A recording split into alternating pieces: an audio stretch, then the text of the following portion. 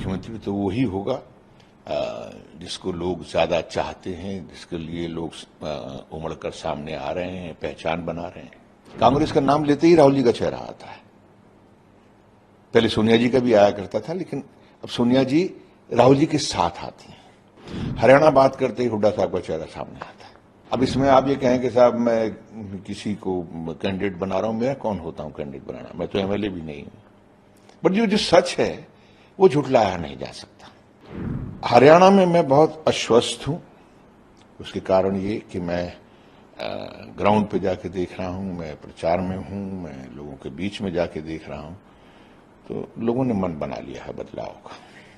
जब आप कह रहे हैं कि लोगों ने मन बना लिया है बदलाव का कांग्रेस के प्रति है, तो लगे हाथ ये भी बता दीजिए कि वहां का मुख्यमंत्री कौन होगा। बंधु, मैं एक बात बताऊं, हम कितना भी कुछ कहते रहें, मैं कुछ भी कह दूं, मेरी इच्छा हो सकती है, लेकिन मुख्यमंत्री तो चाहे कोई भी पार्टी क्यों ना हो, एक आवाज उठती है एमएलएस की। हाईकमांड उस पर अपना निर्णय लेता है और उसके बाद में हो सकता है कि अगर मान लो हाईकमांड किसी और को भी चाहता है तो वो एक बार एमएलएस से जरूर डिस्कस करता है। ये तो अब तय करेंगे एमएलएस की कौन मुख्यमंत्री होगा, लेकिन मुख्यमंत्री तो वही होगा जिसको लोग ज्यादा चाहते हैं, जिसके लिए लोग उमड़कर सामने आ रहे हैं, पहचान बना रहे हैं। किसको लोग ज्यादा चाह रहे हैं हरियाणा में? चूंकि आप तो जा रहे हैं ना हरियाणा में, आप बोल रहे हैं कि जगह जगह आप जा रहे हैं, तो किसको लोग ज्यादा चाह रहे हैं हरियाणा में कांग्रेस पार्टी के? वो कौन लीडर? देखिए, मेरे चाहने से नहीं होता। हम जब बिल्कुल फील्ड में खड़े हुए हैं, एक ना प्रदेश की, देश की, पार्टी की एक पहचान होती है। अगर हम आज की तारीख में ये कहें कांग्रेस का नाम लें, तो हमारे आदरणीय बहुत बड़े बड़े नेता हैं, हमारे अध्यक्ष हैं, लेकिन राहुल जी का चेहरा पहले आता है। कांग्रेस का नाम लेते ही राहुल जी का चेहरा आता है। पहले सोनिया जी का भी आया करता था, लेकिन अब सोनिया जी राहुल जी के साथ आती हैं।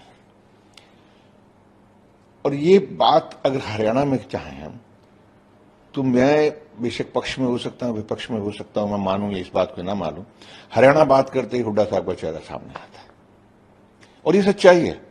अब इसमें आप ये कहें कि साहब मैं किसी को कैंडिडेट बना रहा हूं, मैं कौन होता हूं कैंडिडेट बनाना, मैं तो एमएलए भी नहीं हूं।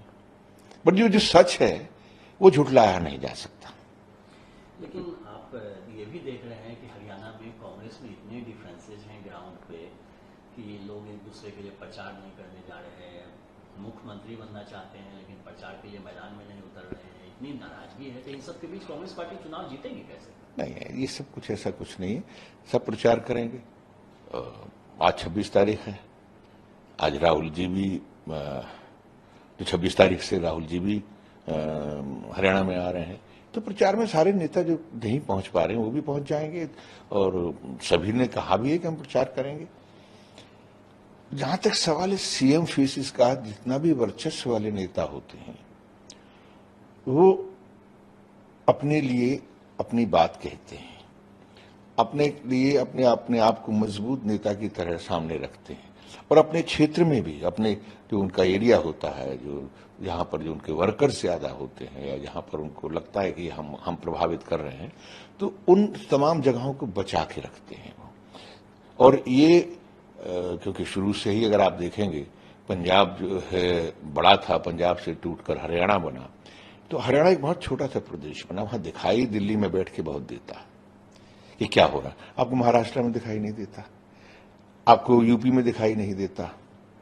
मैं बीजेपी की भी बात कर रहा हूं, आपको बाकी प्रदेशों में दिखाई नहीं देता, बिहार में दिखाई नहीं देता बीजेपी के लिए। हर प्रदेश में होता है, लेकिन दिल्ली से एक बहुत छोटा प्रदेश है जहां आपको बहुत दूरबीन से देखने की जरूरत नहीं पड़ती, वैसे देख लेते हैं।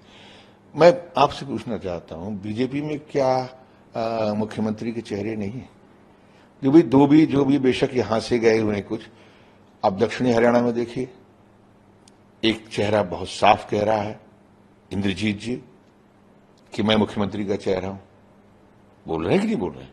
और आप चलिए दक्षिणी हरियाणा से चला, क्योंकि मैं वहां से आता हूं इसलिए मैंने ये बात कही। अब आप चलिए उत्तरी हरियाणा में चले जाइए, अनिल विज जी कह रहे हैं कि नहीं मैं मुख्यमंत्री का चेहरा हूं। तो ये अगर कोई व्यक्ति अपनी बात को कहता है तो उसमें क्या बुराई?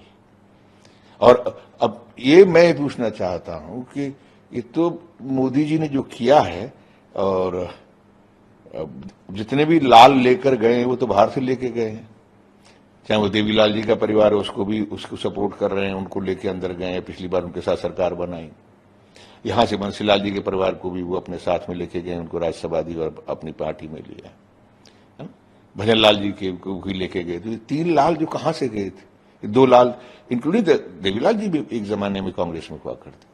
तो ये तमाम लालों को बाहर से ले गए हैं, और इनके पास में जो लाल था उस बेचारे को धक्का देके बाहर निकाल दिया, मनोहर लाल। तो अपने लाल को तो इन्होंने अपने पास रखा नहीं, उसको तो 4 साल एक